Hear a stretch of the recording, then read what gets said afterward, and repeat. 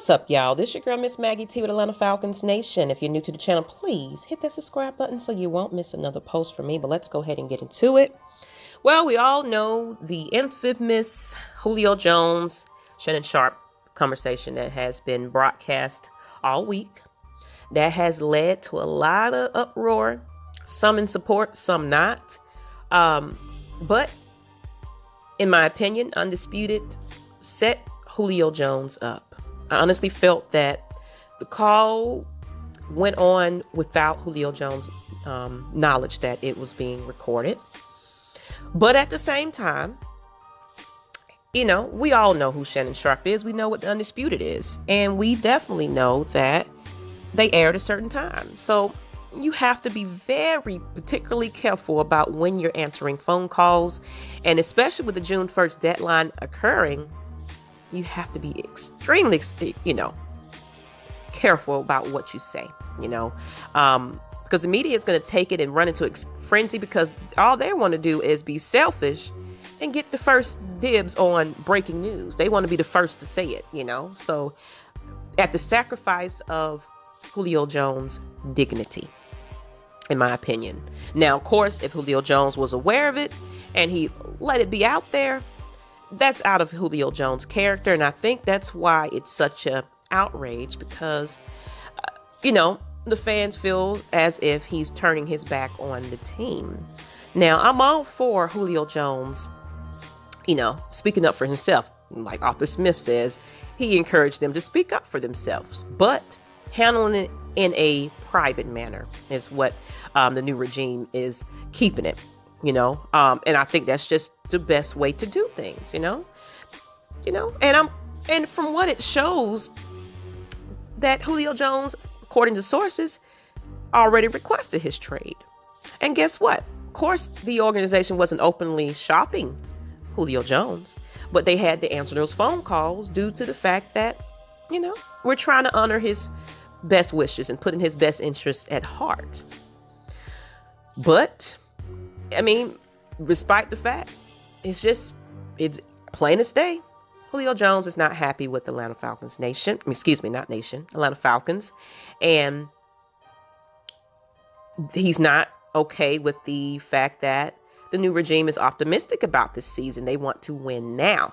And I guess Julio Jones doesn't agree that this is a win now league at the moment. And you have to kind of consider Julio Jones is not getting any younger. He has streaming issues with his injuries that kind of keeps him in and out of the games. But of course, even at 70%, Julio Jones is still one of the best out there. So somebody will want to pick Julio Jones up. Definitely. But does this damage his value? Now that the players know that, or the franchise and the organizations know that Julio Jones want to be out there, they may not put up much of an offer for him. And honestly, with our defense just lacking so much and this cap space going on, we can't afford not to receive something in transaction with trading Julio Jones. So we have to be smart here. And according to some sources, the franchise is asking for a first round pick for Julio Jones, but which seems kind of very high, in stakes for that, especially given his age and his contract and, the limited number of suitors for him. It might not be possible to receive that in return, but it will be nice. And then the Falcons are reluctant to trade Julio Jones without an insignificant return and have made it clear they're not having a fire sale. You know what I'm saying? So they're not openly trying to trade him, but Julio Jones wants that. I get it. I respect it. I respect the dedication he has brought to this team, but it has upset a couple of people in the franchise, and that is Arthur Blank, according to sources. It's making the latest point of tension in the relationship kind of difficult to deal with, especially in the public eye. It's deteriorating the relationship between Julio and Atlanta Falcons. And I get it. I'm pretty sure Arthur Blank is in these signings and everything else, coaching hires. Julio Jones was in the cards, and it was in the pitch for a lot of these people to come on and say yes to this team. So it's disappointing nonetheless, but it is business. It definitely is business. So either way, it just seems like it kind of started surfacing in the off season of 2019, and this, with the salary cap issues, including stress from the continuous contract negotiations in 2019. So it just seems like, according to sources, that it just kind of happened well before this season. So it's kind of an ongoing thing. So in my opinion, Julio Jones kind of been not happy for quite some time. And then I guess just with the new regime being moved in, it made it even more evident of that he is just not happy. So, like I said, I wish him all the best, and of course there's a narrative at Atlanta Falcons Nation that, we're bashing Julio Jones. I think with passionate fans, we are all just emotional and disappointed in this situation. However it's played, either it hurts when you have to hear your player say he doesn't want to be here anymore, when we invest our time and energy in supporting him, so there's no way to just say, oh, get over it. It's the passion of the fans, and they just feel hurt. I understand it, but we do respect Julio Jones. But for a player that doesn't want to be here, we have to look into the future of the ones that do and focus more on that, honestly, So, but, with this, we don't have enough salary cap space to sign our current draft picks. And Jones comes with a $15.3 million guaranteed salary for next season. So teams would usually not be so eager to deal their all-time leader in receptions and receiving yards, but that's just what's going to be. So Jones' availability on the trade market would be surprising, if it was not for Atlanta's finances. So it just, business-wise, it makes sense, I hate to see it. It sucks, but it's the reality of it. And of course, head coach Arthur Smith kind of refused to comment.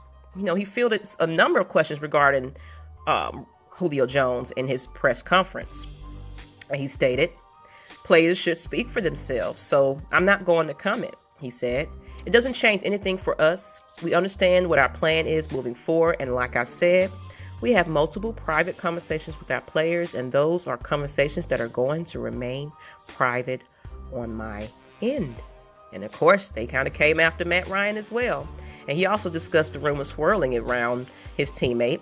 And he basically said that the reality is, because of his level of success he's had in his career, this is a major story. But within your locker room, this is constantly happening to guys where you're not sure how long they're going to be there, Ryan said. It's difficult. It's the part of the job that sucks, but you have to just stay in pocket of focusing on we're all here right now. And we all got to focus on what we're going to do together right now. And another person that kind of spoke on that was Jake Matthews in his press conference.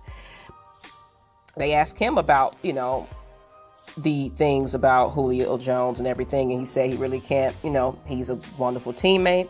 He loves him to death, but he has to, in the end, focus on him right now, because he has to step up and be a leader. And that's understandable.